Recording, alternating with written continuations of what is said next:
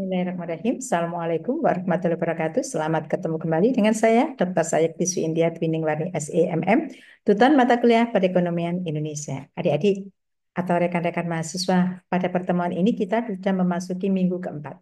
Bagaimana kondisi kalian semua? Semoga kalian semua dalam kondisi sehat walafiat, tak kurang suatu apapun juga. Nah, adik-adik, pada pertemuan keempat ini kita akan memasuki atau mempelajari modul 4 dan modul 5 BMP Perekonomian Indonesia. Modul 4 yaitu eh, investasi dan perdagangan internasional Indonesia dan modul 5 koperasi dan privatisasi di Indonesia.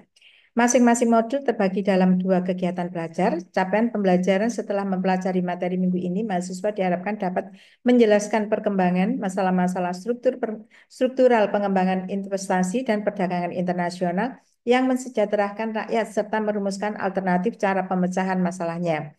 Perkembangan kondisi dan masalah yang dihadapi koperasi serta mengaitkannya dengan tantangan yang datang dari pelaksanaan privatisasi di Indonesia.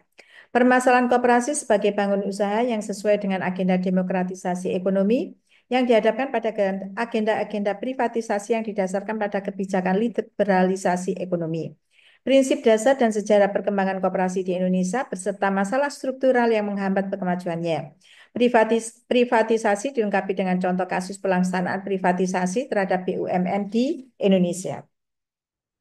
Capaian pembelajaran khusus rekan-rekan mahasiswa mampu menjelaskan perkembangan dan dinamika investasi baik dalam negeri maupun asing di Indonesia, menjelaskan kompleksitas masalah struktural pengembangan investasi yang berorientasi kesejahteraan rakyat banyak, menjelaskan kebijakan atau yang seharusnya ditempuh pemerintah untuk mengembangkan investasi, khususnya investasi oleh ekonomi rakyat berbasis sumber daya lokal, menjelaskan konsep kinerja dan masalah perdagangan internasional Indonesia, menjelaskan kebijakan yang seharusnya ditempuh pemerintah dalam menyikapi agenda perdagangan bebas, menjelaskan prinsip dan sejarah perkembangan koperasi di Indonesia, menjelaskan konsep, menjelaskan kinerja, peranan, dan masalah-masalah struktural yang dihadapi koperasi Indonesia, menjelaskan konsep, latar belakang, dan tujuan pelaksanaan privatisasi di Indonesia, menjelaskan dampak ekonomi politik privatisasi ekonomi rakyat